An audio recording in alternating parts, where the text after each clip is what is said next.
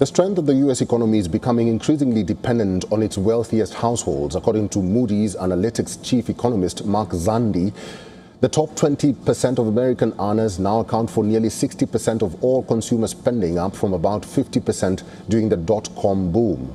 In the year ending the first quarter of 2026, spending by households earning more than $200,000 annually rose 6.5%, or roughly 4% after inflation.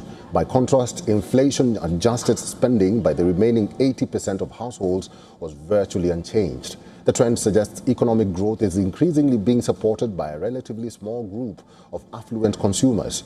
Much of this spending strength is being fueled by rising stock market wealth. Nearly 90% of corporate equities and mutual funds are owned by the top 20% of income earners, meaning higher asset prices have significantly boosted their purchasing power. Economists describe this as the wealth effect, where rising financial wealth encourages greater spending. However, Moody's warns that this growing dependence also creates a vulnerability.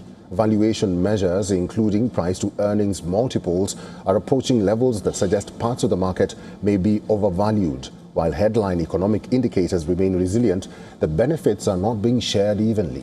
Moody's says the U.S. continues to resemble a K-shaped economy, where affluent households continue to prosper while much of the middle class struggles with affordability.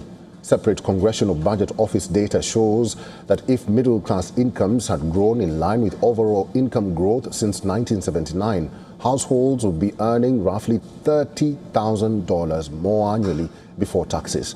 Analysts say the widening income gap has become a key driver of affordability concerns, making consumer spending and the broader economy increasingly reliant on the financial health of the wealthiest Americans.